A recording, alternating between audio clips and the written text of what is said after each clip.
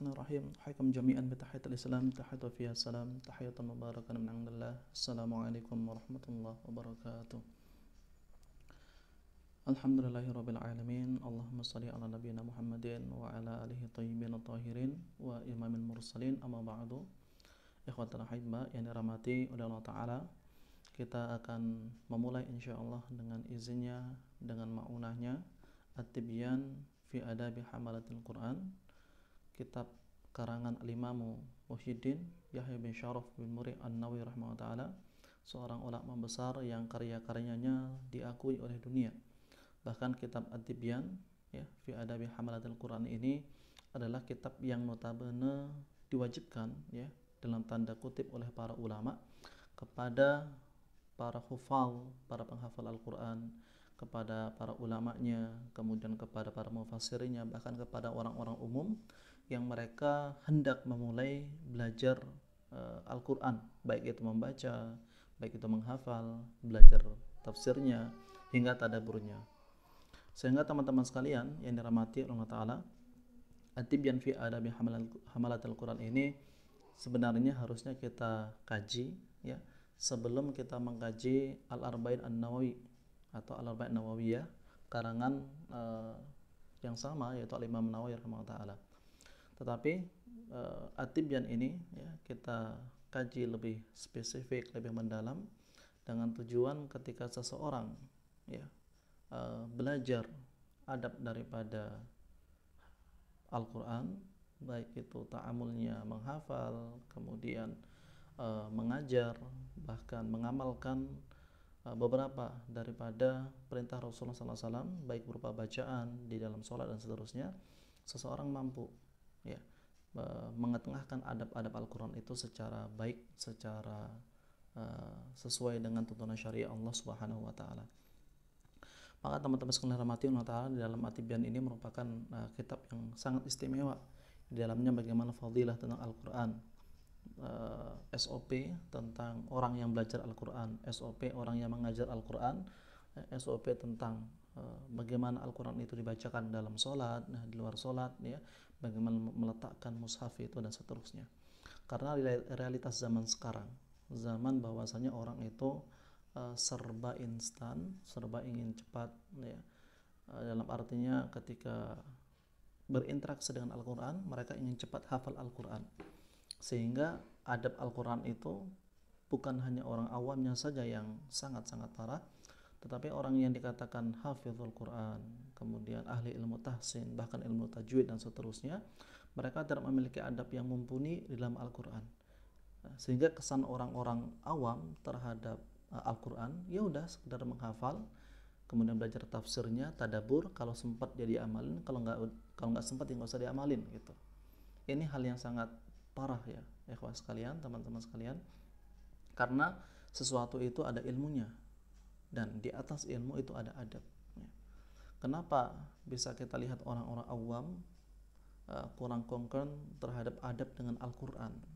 Bahkan kalau kita lihat di bulan Ramadan ya, mereka membaca Al-Quran semau mereka, bahkan diselingi kalimat-kalimat yang tidak penting, obrolan tanpa dimulai kembali dengan ta'awul, kemudian dengan di sela jeda pembicaraan yang tidak penting, gelak tawa dan seterusnya, karena orang-orang yang dianggap ustadznya pun ya itu tidak memahami adab dengan Al-Quran. Padahal kitab Imam Nawawi rahimahullah ta'ala ini tidak dapat disebut kitab, tapi hanya kutaib ya, istilahnya buku tipis ya, buku kecil ya, namanya kutaib. Yang ini kalau dikaji setiap hari yaitu 3 hari selesai gitu.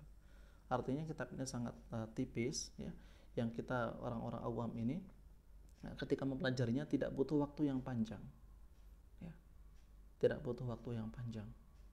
Dan inilah teman-teman sekalian yang dirahmati Allah Ta'ala, orang yang memahami dengan baik bahwasanya Al-Quran itu kalamullah, kitab suci ya, maka dia harus memperlakukan dengan sangat hormat, dengan sangat mulia ya. Pun zaman sekarang tidak mustahil jika ada pembakaran Al-Quran di negara-negara barat ya, di Swedia, kemudian Finlandia dan seterusnya ya, dan umat Islam bereaksi ya, tapi tidak menutup kemungkinan nanti ke depan bakal ada orang Islam yang mungkin menghinakan Al-Quran, membakar Al-Quran, menginjak-injak Al-Quran, kemudian umat Islam sebagian akan mendiamkan karena berdasarkan nggak tahu dalilnya gitu, tidak tahu bagaimana cara memperlakukan Al-Quran, baik itu dalam bentuk mushaf, baik itu dalam bentuk hafalan di hatinya, sehingga apa, sikap mereka dapat dikatakan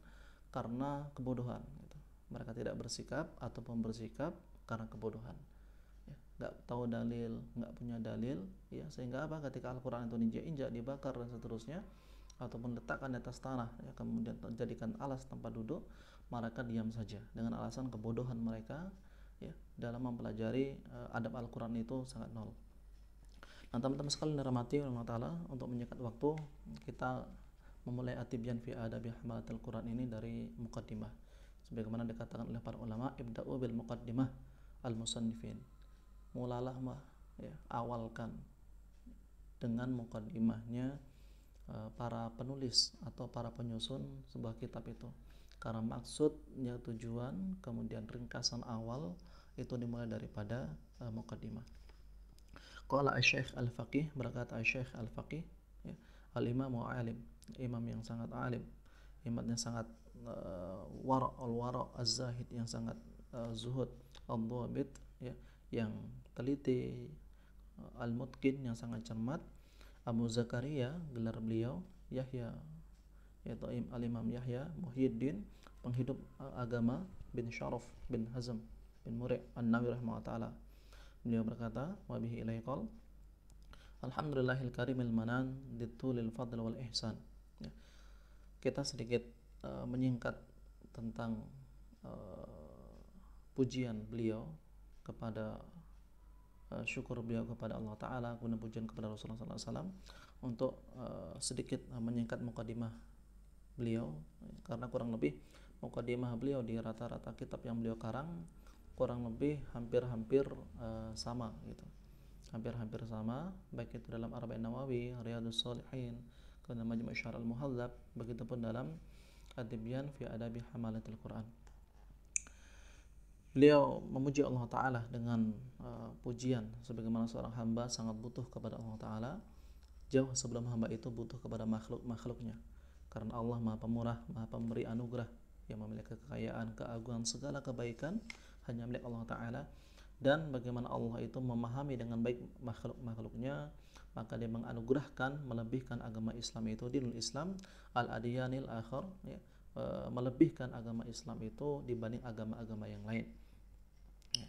Begitupun bagaimana Allah Ta'ala itu yang maha perkasa, ya, yang maha bijaksana, yang mengutus Rasulullah SAW dengan mukjizat terbaik, terhebat sepanjang zaman, ya, ibarat al-awthan akramallahu bil Quran al-mu'jizah al-mustamirah ala tu'aqibul azman, yang bagaimana Allah Ta'ala itu mengutus nabinya, kekasihnya itu Rasulullah Muhammad SAW, dengan mukjizat yang paling dahsyat, yaitu Al-Quran al-mustamirah ala tu'aqibil azman, yang senantiasa terus berlanjut sampai akhir zaman, dari zaman ke zaman, ya. Allati yatahaddu bihal insan wal janna wa bi ajma'um, yang mana, ya, dengan perantara kekasihnya ini yaitu Rasulullah SAW, ya, dia mengekalkan syariatnya, baik itu dari kalangan jin, dari kalangan manusia, ya, syariat yang mulia, ya, syariat yang mulia, yang sebagai penyubur hati yang bersih, hati yang lurus, yang sebagai sarana mata daripada ma'rifat. Wa yasrullahu lidzikri hatta istadharahu sigharul wildan wa dhammana hafizallahu min turuqi taghyir ilaihi wal hadathan. Dan bagaimana Allah Ta'ala itu menjaga Al-Quran itu dari segala macam kesalahan, baik itu yang tercantum dalam mushaf Al-Quran, tertulis, termaktub, ataupun yang ada di hati-hati para hufal, para penghafal Al-Quran, ya. Wa huwa mahfudun bihamdillah, dan dia terjaga Al-Quran itu bihamdillah, dengan segala nikmat Allah Ta'ala, wa fadlihi, dan segala keutamaannya, makhtalfal mal'un, yang mana dia menghilangkan segala perbedaan yang tidak penting di kalangan manusia. Begitupun Al-Quran itu tidak berisi kontradiksi, ya. Maka ikhwatul ahibba yang dirahmati Allah Ta'ala, perlu kita tegaskan bahwasanya Al-Quran itu isinya tidak kontradiksi, ya. tidak ta'arud, ya, tidak bertentangan satu sama lain. Jika kita memahaminya satu atau dua ayat itu seakan-akan ta'arud, seakan-akan kontradiksi dan seterusnya, maka bukan Al-Quran itu atau ayat itu yang salah, ya, tetapi kemampuan, keterbatasan, ya, kemudian kebodohan akal manusia itu ada batasnya. Sehingga kalau kita tidak mampu mencerna sebuah ayat, maka itu bukti bagaimana tingginya kualitas Al-Quran itu sendiri dan keterbatasan daripada akal kita. Kemudian Al-Imam Nawawi ta'ala memuji segala nikmat yang Allah berikan kepada hamba-hambanya, ala ni'matil iman wa sallallahu minnah. Dan nikmat yang paling tinggi yang Allah berikan kepada hambanya bukanlah nikmat berupa adanya makanan, minuman, pasangan, tempat tinggal, kemudian udara dan seterusnya, tapi nikmatul iman wa afdalu imanu, dan sebaik-baik nikmat adalah, ya, dikaruniakan kepada hamba-hambanya, yaitu nikmat yang sangat tinggi, yang sangat besar, yaitu nikmatul iman.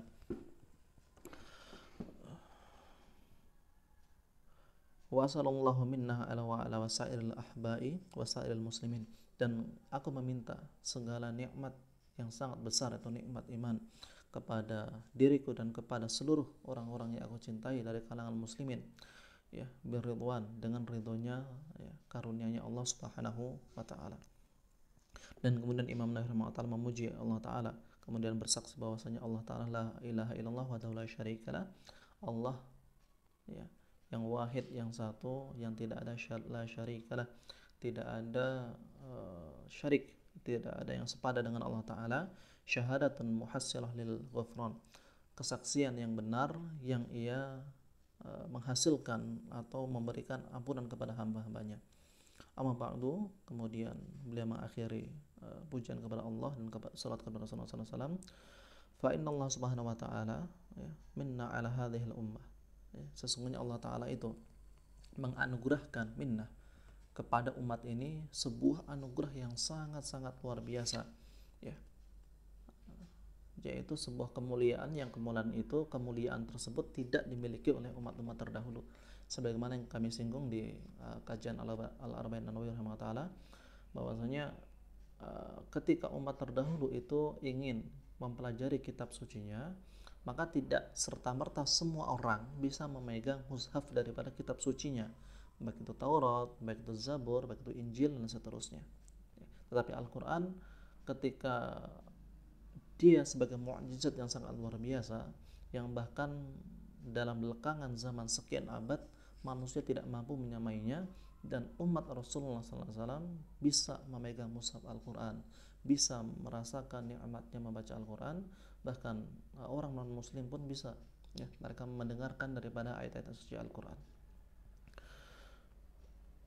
Mena'ala hadil ummah zadahullahu ta'ala syarfan, semoga Allah menambahkan kepada umat ini syarfan, kemuliaan, yaitu kemuliaan ad-din, kemuliaan dalam agama, bid-dinil ladzi irtidahu fi dinil Islam, bagaimana kemuliaan dalam hidup itu, baik dunia ataupun akhirat, berada dalam amal agama, ya, berada dalam kehidupan kita beragama. Wa arsala ilaiha Muhammadan khairal anam, dan bagaimana Allah Ta'ala itu mengutus untuk menambah kemuliaan umat Islam, ya, umat akhir zaman ini, dengan siapa? Kekasihnya yang paling luar biasa, itu Muhammad sallallahu alaihi wasallam, khairul anam, ya, sebaik-baik utusan, sebaik-baik makhluk, sebaik-baik utusan, sebaik-baik makhluk, ya. Alaihi min afdalis salati wa barakatuh wassalam wa qarmaha bi kitabi afdal kalam, dan kemudian memuliakannya dengan sebaik-baik ucapan, yaitu al-kalam, yaitu Al-Quran.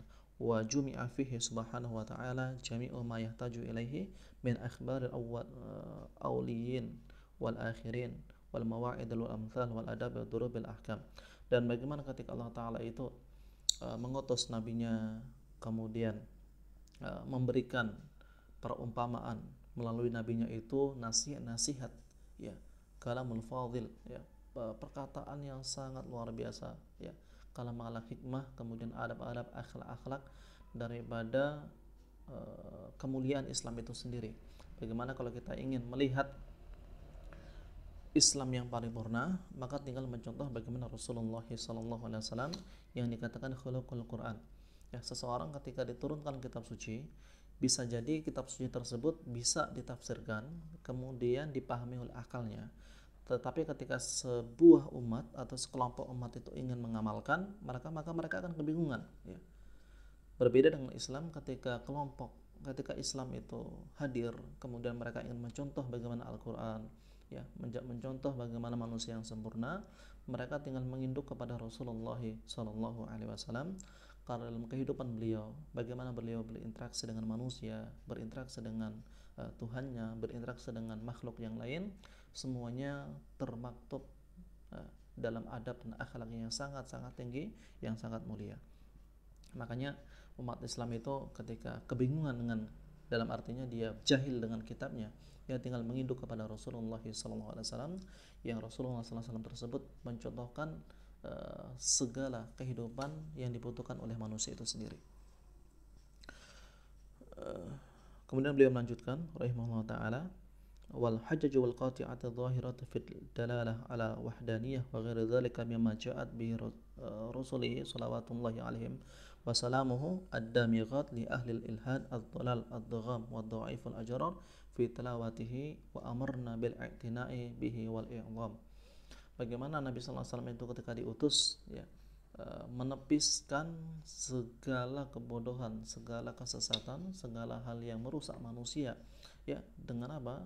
Dengan kekuatan Al-Quran itu sendiri, ya, baik itu dengan tilawahnya, baik dengan akhlaknya Rasulullah SAW, ya, dan dengan hal yang lain.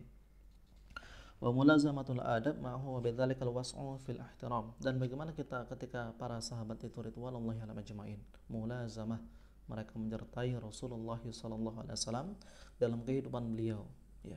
Jadi uniknya, Masya Allah, ya, hikmahnya bagaimana sahabat Nabi itu. Ada sahabat Nabi yang menyertai dalam perjalanan, ada sahabat Nabi yang hampir 24 jam, ya, bersama Rasulullah atau bertetangga dengan Rasulullah Sallallahu Alaihi Wasallam.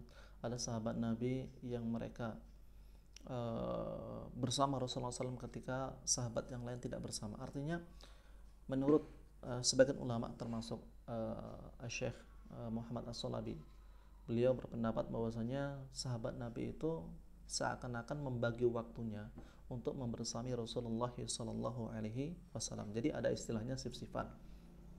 Kalau kita mengenal karyawan perusahaan, ada sif-sifan untuk mencari dunia, ya, cuan, picis dan seterusnya. Sahabat Nabi mereka melakukan seakan-akan melakukan sif-sifan untuk membersami Rasulullah Sallallahu Alaihi Wasallam. Maka kita perhatikan, kita lihat ikhwatul ahibba, teman-teman sekalian, sahabat Nabi itu ketika misalnya Umar itu nggak setiap hari, ya, hadir di majelis Nabi Sallallahu Alaihi Wasallam. Tetapi ketika Umar tidak hadir, ada sahabat Nabi yang hadir, ya. Sehingga ketika Umar itu menanyakan perihal suatu hukum, maka sahabat Nabi yang lain akan menjelaskan hukum tersebut. Begitu sebaliknya, ya, sahabat Nabi itu ada sif-sifatnya. Jadi kalau kita merasa Islam itu kurang adab, kurang akhlak, berarti kita bodoh, gitu. Karena sahabat Nabi itu bagaimana meriwayatkan kehidupan Nabi SAW dengan secara penuh, ya, secara detail, kemudian secara menyeluruh 24 jam kehidupan Nabi SAW. Kemudian beliau rahimahullah melanjutkan, wa qad sunifa fi fadli tilawati wa jama'atun minal awaili wal a'lam kutuban ma'rufah inda ulil nuha wal ahkam. Dan bagaimana saya ingin menyusun sebuah kitab yang berhubungan dengan Al-Quran, baik itu tilawatuhu, ya, membacanya, kemudian berinteraksi dengan Al-Quran tersebut, baik secara hukum ataupun secara akhlak. Lakinna du'afatul himam an hifdhiha. Akan tetapi beberapa hal saya tidak mencantumkan riwayat-riwayat daripada para ulama mengenai interaksi dengan Al-Quran, baik itu dhaif ataupun sahih dan seterusnya, yang memudahkan bagi penimba ilmu, penuntut ilmu untuk mempelajari at-tibyan fi adabi hamalatul Quran. Artinya bukan karena kebodohan Imam Nawawi. Imam Nawawi sangat cerdas, sangat jenius, yang seorang ulama bergelar al-hafidh, yang kata ulama minimal hafal 320.000 hadis, ya, beserta sanad-sanadnya, 32.000 hadis beserta matan dan sanadnya, ya. dan beliau memahami dengan baik hadis itu dhaif atau hadis itu lemah, ya, hadis itu hasan ataupun sahih dan seterusnya. Dan begitu pun athar, ya, pendapat dari para ulama yang itu dicantumkan dalam beberapa kitab-kitab yang tidak beliau sebutkan sanadnya, yang tujuannya untuk apa? Memudahkan para penimba ilmu untuk apa? Untuk mempelajari at-tibyan fi adabi hamalatil Quran. Dan beliau tidak bermaksud apa-apa kecuali kitab ini sebagai manfaat bagi orang-orang yang mempelajari atau berinteraksi dengan Al-Quran, karena Al-Quran itu merupakan kebutuhan seorang hamba dalam kehidupan atau rutinitas ibadah sehari-hari. Ketika membaca sholat, membaca Al-Fatihah bagian dari Al-Quran dalam 5 kali waktu sholat, ya, dan itu kebutuhan dan seterusnya. Waqad ra'aitu, dan aku melihat ahlul Madinah, penduduk Madinah kami, yaitu kota Damsyik atau Damaskus, semoga Allah melindungi dan menjaganya, demikian kota-kota muslim yang lain, ya, perhatian dalam menghormati Al-Quran. Dengan cara apa? Dengan cara mereka belajar, kemudian membahas, mentadaburi, mengamalkan beberapa ayat Al-Quran dan seterusnya, yang mereka mencintai daripada kalam Allah Ta'ala ini dengan kesungguhan yang sangat besar, yang sangat tinggi, ya. Fada'ani ala dhalika jami'a mukhtasar fi adabi hamalatihi wa awsafu hifadhuhu wa talabatihi wa qad awjaba Allah subhanahu wa ta'ala an-nashu li kitabi wa minan nasihati lahu bayanu adab hamalatuhu wa talabuhu wa irsyaduhum ilaiha wa tanbihihim 'alaiha. Dan bagaimana aku menyusun kitab ini dengan tujuan untuk memudahkan, ya, para penimba ilmunya, para penuntut ilmu ketika mempelajari Al-Quran ini, mereka memiliki rambu-rambu yang jelas, ya, rambu-rambu yang jelas dalam memahami Al-Quran, wa tanbihihim 'alaiha, dan ada peringatan di dalamnya. Bagaimana beliau, masya Allah, para ulama memiliki basirah, memiliki visi yang tinggi, khawatir bahwasanya Al-Quran itu akan diperlakukan sebagaimana diperlakukan kitab-kitab yang lain, hanya sekedar mungkin dibaca untuk mengusir jin, syaitan, ya, tuyul, dedemit dan seterusnya, ya. Dan beliau memahami dengan baik bagaimana Al-Quran itu bukan hanya seperti itu, bukan hanya bertujuan untuk hanya dibaca, kemudian hanya dihafal, tetapi adab akhlak dengan Al-Quran merupakan hal yang sangat terpenting ketika seseorang ingin belajar ilmu Al-Quran. Falidzalika aktsaru ma adzkuruhu bihadfi asanadihi.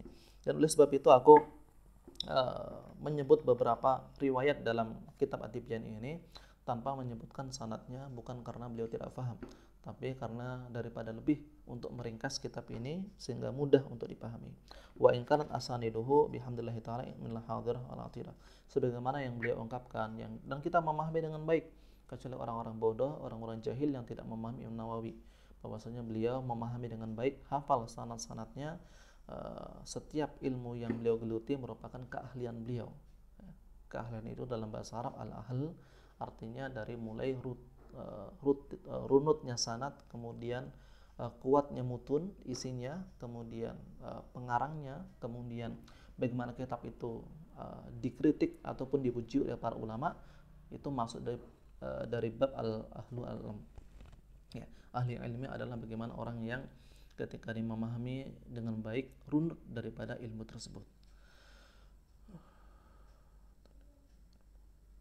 Wasabu fi ithari ikhtisari itharihi wa kathratu al-intifa'u bihi wa intisharuhu. Sebagaimana saya ungkapkan tadi, bahwa sebab daripada tidak adanya pengucapan syarat dalam qaul hadis ataupun qaul para ulama, ada pendapat ulama yang lain, supaya kitab ini ringkas dan intishar, yaitu cepat menyebar. Karena biasanya jangankan zaman sekarang, zaman dulu orang-orang pengen praktis gitu, ya. Orang-orang pengen praktis, pengen dasus, ya. Sehingga orang-orang awam, kalangan orang awam yang pengen praktis ini, mereka kadang nggak perlu dalil, nggak perlu sanad, artinya mereka hanya perlu dalil. Jadi secara umum dah sahih, dah cukup diamalkan gitu. Mirip kita tuh sok-sok Quran dan Sunnah, ya, tanpa mengetahui dengan baik riwayat, sanad dan seterusnya. Sehingga apa, kadang ya udah berdasarkan rasa kepraktisan tersebut kita ambil yang praktis saja, ya, kemudian kita amalkan. Dan Imam Nawawi sebagai ulama yang besar itu memahami orang awam itu kualitasnya seperti itu. Nah, jadi kalau kualitas kita itu masih pengen langsung dalilnya tanpa ada sanad, kemudian kritik atau biografi ulama ini, kemudian kitab karangannya dan pujian dan kritik para ulama lain yang lainnya, berarti kita masih bisa dinamakan atau masih dinamakan orang al-awwam, orang yang masih sangat awam yang hanya butuh kepraktisan dalam dalil. Dan ini semuanya kita seperti ini, ya. Maka enggak perlu kurang ajar kepada para ulama, yang para ulama itu lebih memahami dalil, ya, bahkan memahami kualitas dari kita, ya, dalam memahami Al-Quran dan As-Sunnah. Wa yazul asyakku an talibihi, dan kemudian untuk menghapuskan asyak, ya, keraguan bagi para penimba ilmu. Wa induriju fi dhammini dzalika wa fi khilali abwabi jumila minal qawaid wa nafais minal muhimmatil fawaid. Kemudian untuk menghilangkan asyak, ya, keraguan dan yang sejenisnya, saya menampilkan dalil ini berdasarkan dalil-dalil yang masyhur, yaitu dalil kuat, bahasa kita sahih, yang kuat, ya, sehingga orang-orang awam ini meskipun ini praktis, meskipun ini simpel, ya, mereka paham ini dalilnya sangat kuat, gitu. Ya, maka saya menasihati diri sendiri dan para asatidah ketika kita mengamalkan atau mengajarkan ilmu kepada orang awam, yaitu sesimpel mungkin, ya, sesimpel mungkin, nggak jelimet, sehingga orang awam itu mereka dengan keterbatasan akal yang mereka miliki, ya, waktu yang mereka miliki, mereka mampu memahami agama ini dengan baik dan tertarik dengan agama ini, ya, kemudian beragama secara ikhlas, secara sukarela. Karena jika sesuatu itu jelimet, ya, sulit dipahami, maka dipastikan orang tersebut akan menjauhi agama tersebut, ya. Sama seperti kita lah, naik pesawat A dan B, pesawat A lebih jelimet, pesawat B lebih praktis, maka meskipun pesawat B lebih mahal, orang akan pilih pesawat B kebanyakan, ya, karena hal yang praktis itu sudah masuk ke akal manusia, ya, dan itu memudahkan manusia, terutama manusia yang suka simple, apalagi generasi Z, gitu. Wa qala Allahu anna fi dzalika min dzalika fi ba'dil halat, ya, kemudian aku menjelaskan beberapa riwayat-riwayat yang mungkin sangat asing, ya, yang itu berhubungan dengan adab dan akhlak Al-Quran. Wa alam anal ulama min ahlil hadith baghairihim jawazul amal bid-dha'if fi fadhil amal. Telah kita singgung, bisa teman-teman kembali ke Muqaddimah Arba'in Nawawi, bagaimana Imam Nawawi mengatakan bahwasanya hadis dhaif itu boleh diamalkan selama dhaifnya itu bukan dhaif jiddan. Karena dhaif itu dalam ilmu mustalahul hadis itu terbagi menjadi sekian jenis hadis, sekian jenis hadis dhaif, ya. Dan mungkin tidak kita jelaskan di sini. Artinya hadis itu yaudah, nggak semua dhaif itu dibuang, karena beberapa dhaif itu bisa dipakai untuk fadhailul a'mal. Bahkan beberapa hadis yang dhaif, yang dia bukan mu'allal, yang dia bukan gharib dan seterusnya, dia bisa naik pangkat, naik peringkat jika ada penguatnya atau syawahid dan menjadi hadis yang hasan li ghairihi. Kita lanjut, kurang lebih mukadimahnya sama seperti kitab yang dikarang oleh beliau yang lain.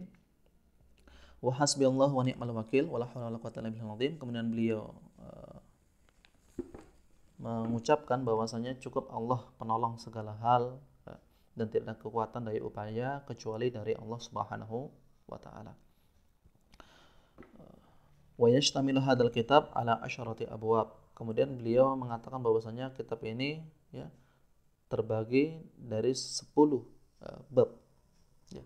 Kalau kita lihat teman-teman sekalian dirahmati oleh Allah Taala, beberapa riwayat dalam At-Tibyan fi Adabi Hamalatil Quran ini, kan beliau Imam Nawawi memiliki 12 jalur yang dikenal oleh Ahlussunnah wal Jamaah, ya. Kebanyakan orang Indonesia itu mengambil jalur sanad melalui murid kesayangan beliau, salah satunya Al-Imam Alauddin Ibnu Attar, kemudian Al-Imam Hafidh Al-Hisami dan yang lainnya. Dalam At-Tibyan ini ada dalam riwayat lain 10 seperti yang akan kita jelaskan, akan kita bahas, dan dalam riwayat lain ada 9. Ya, beberapa mengatakan bahwasanya yang satu itu dihafuz, ya, wallahu a'lam bishawab. Yang pertama, babul awal fi atrafi min fadilati tilawatil Quran. Ya, bagian pertama sebagaimana kita ketahui bahwasanya keutamaan daripada membaca kemudian mengkaji Al-Qur'an Al-Karim. Bagian yang kedua, afan, fi atrafi min fadilati tilawatil Quran wa hamalatuhu. Daripada apa? Keutamaan ya, membaca Al-Qur'an dan membawanya, yaitu mengkajinya ataupun memperlakukannya dalam kehidupan sehari-hari. Yang kedua, fi tarjihil Quran wal qari' ala ghairiha. Panduan kepada pengajar dalam beberapa hal dan yang sejenisnya. Al-babul tsalits yang ketiga fi ikrami ahlil Quran wa nahyi anil a'dhaihim. Ya, bagian yang ketiga yaitu menghormati atau memuliakan golongan Al-Qur'an dari kalangan para ulama ataupun qurra, para orang ahli Al-Qur'an. Al-bab rabi' yang keempat fi adabi hamilil Qur'an wa muta'allimuhu. Adab daripada mengkaji Al-Qur'an dan belajar daripada isi Al-Qur'an, baik itu tilawahnya, tajwid, tahsin, membaca biasa, tadabbur ataupun tafsir dan seterusnya. Bab al-khamis yang kelima fi adabi hamilil Qur'an, adab daripada berinteraksi, ya etika etika dalam Al-Qur'an. Etika dengan Al-Qur'an. Wa fi bab sadis, dan bab yang keenam fi adabil Qur'an wa mu'dhamul kitab wa maqsudihi. Adab daripada dengan Al-Qur'an, bagaimana Al-Qur'an itu adalah kitab yang paling mulia dan bagaimana mengetahui maksud daripada ayat Al-Qur'an, maksud daripada hukum-hukum Al-Qur'an. Al-bab sabi' yang ketujuh fi adabin nas kulluhum ma'al Qur'an. Adab manusia secara keseluruhan, bagaimana mereka harusnya bersama dengan Al-Qur'an. Al-bab tsamin, bab yang ke-8 fil ayati waswar al-mustahabbah fi awqati wa ahwalil mahsusah. Yaitu beberapa ayat dan surah yang sangat dicintai atau sangat disukai membacanya dalam beberapa waktu, dalam keadaan atau waktu-waktu tertentu. Al-bab tasi' yang ke-9 fi kitabihil Qur'an wa ikramil mushaf. Ya, bab kitab dalam Al-Qur'an, ya, bagaimana memperlakukan Al-Qur'an, wa ikramil mushaf, dan memuliakan mushaf. Yang bab yang ke-9 ini wallahu a'lam bishawab, kalau tidak salah adalah teks yang dicantumkan oleh riwayat Al-Imam Alauddin Ibn Attar rahimahullah taala. Yang kalau kita lihat beberapa riwayat, misalnya terbitan Darul Hijaz yang versi Madinah kalau tidak salah, babut tasya' ini diganti babul ashir. Artinya poin yang ke-9 ini dihapus kemudian diganti yang lain. Wallahu a'lam bishawab. Yang pernah saya dapati seperti itu. Artinya wallahu a'lam bishawab maksudnya apa ya? Pendapat Imam Nawawi tentang bagaimana memuliakan mushaf itu dalam penerbit tertentu itu dihapus. Al-babul ashir yang ke-10 fi dhabti al-fadhi hadzal kitab. Ya, riwayat penulisan Al-Qur'an atau mushaf Al-Qur'an. Nah, demikian ikhwatul ahibba, dalam pertemuan pertama ini kita ke mukadimah telah selesai dengan secara ringkas yang kita masukkan isi-isinya atau tujuan daripada Al-Imam Nawawi rahimahullah taala mengarang atau menuliskan kitab Ad-Tibyan fi Adabi Hamalatil Quran, dan semoga dengan mukadimah tersebut dapat membuat kita bersungguh-sungguh dalam berinteraksi dengan Al-Quran, membaca Al-Quran, menghafal Al-Quran, mengamalkan isi Al-Quran. Kepada Allah kita meminta pertolongan, kepada Allah kita memohon, kepada Allah kita bersandar. Hadzal wa iyyakum ajma'in. Al-haqqu min rabbik fala takunanna minal mumtarin. Wassalamualaikum warahmatullahi wabarakatuh.